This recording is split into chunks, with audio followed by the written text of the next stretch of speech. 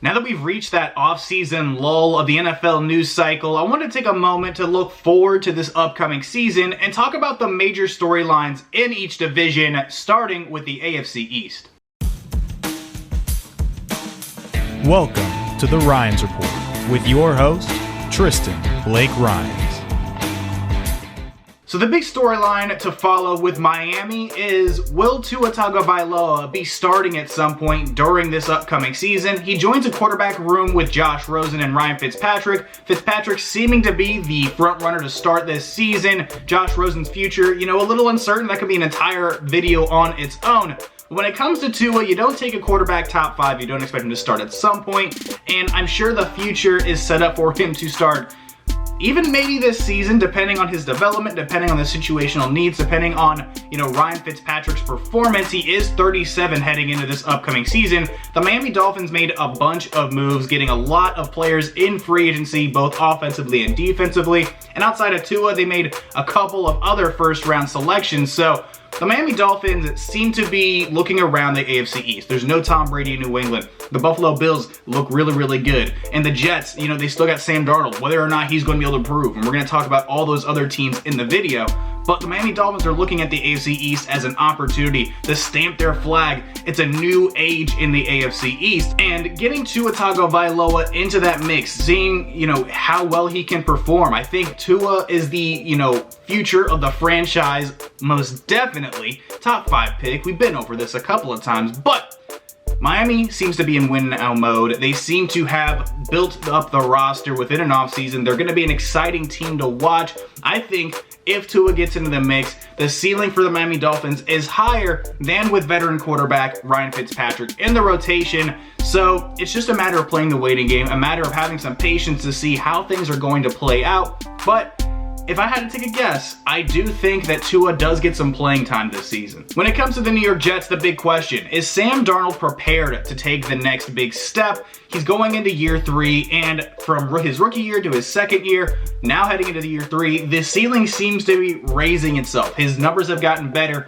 the first 2 years, and Sam Darnold has an offense around him that's gotten a little bit better, I'd say. Getting out Rashad Perriman from Tampa Bay, Denzel Mims in the draft, Mekhi Becton, adding in veteran running back Frank Gore in a rotation that already has Le'Veon Bell. So the offense isn't necessarily bad. I wouldn't necessarily say it's, upper echelon, but the Jets do have some potential there. Sam Darnold, if he can play all 16 games this season, I'm certainly imagining that his numbers are going to be getting even better. And the Jets' hopes and dreams and the fans, aspirations for this squad are going to be raised, and especially with this whole new situation with the AFC East. No one knows exactly who is really going to be the front runner here. Sam Darnold does have some pressure in year 3 to take the next big step, to stay healthy, to be able to, play the full season. And when it comes to Adam Gase in this scenario, this is a big year for him, considering that while the first couple of years haven't gone too hot, ownership may or may not have some wearing patience. They want to see a winning product on the field. And at the end of the day, the Jets do have some good talent on both sides of the football. And it comes down to the performance of the quarterback. The QB1, Sam Darnold, the face of the franchise for the New York Jets. Whether or not he's going to be able to, rise up this season, whether or not he's going to be able to perform at a high level is the big storyline here. Let's take a look at New England and the new kid on the block, Jarrett Stidham, leading the way at quarterback, filling in, taking over the role of the greatest quarterback of all time, stepping into some major shoes, some high expectations perhaps.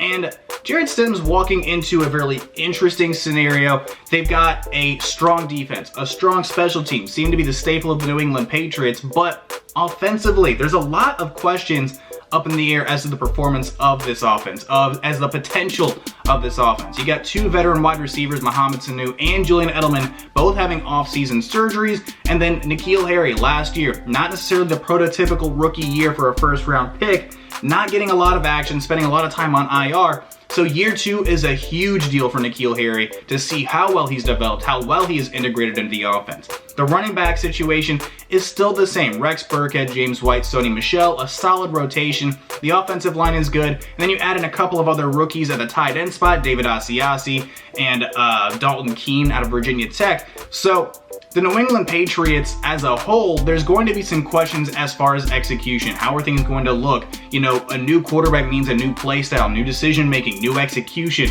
and Josh McDaniels having to tailor around that. Bringing in Brian Hoyer as a backup, I think, is a decent move. He spent plenty of time around good quarterbacks, some time as a starter, so I think he's going to be able to help in Jarrett Stidham's development. But the toughest schedule in the NFL is not going to make things any easier, and a tough division around the Patriots. Everybody in the division got better this offseason. The Patriots, I feel like, took some steps back. The offense hasn't improved nearly enough to give me a ton of confidence in Jarrett Stidham in the sense that, hey, he's got a lot to work with here. I'm not necessarily sure that's the case, but this is going to be a huge year for Jarrett Stidham if he can take what is around him and he can work with his situation and improve the players around him. The Patriots will probably win a few more games than expected, but, you know, everything's going to look different this year. There's going to be a new field, there's going to be some new uniforms as well, and the New England Patriots are in for some changes. The fans, the expectations are going to have to be different because, well, there's no Tom Brady, and it just comes down to that. How well is Jarrett Stidham going to be able to deal with this season? And then finally, the Buffalo Bills. The playoff window is open here. The Buffalo Bills, in my opinion, have the most talented roster in the AFC East. Getting Stephon Diggs this offseason was a huge addition, as well as running back Zach Moss out of Utah and defensive end AJ Epinesa in the draft. So the Buffalo Bills have tons of talent, and especially on the defensive side of the football, stacked up with young talent, veteran leadership, and offensively, the offensive line is pretty good. Josh Allen developed tremendously last year, and adding some more weapons around him on the offense is only going to make his performance even better, as Josh Allen, you know, still developing his passing game a little bit more, but he became an even bigger run threat last year. So the Buffalo Bills window, Sean McDermott, the window is open. I think the Buffalo Bills are the most talented team in the AFC East. They've got the chemistry behind them. They've got the leadership behind them, with McDermott staying as the head coach for as long as he has.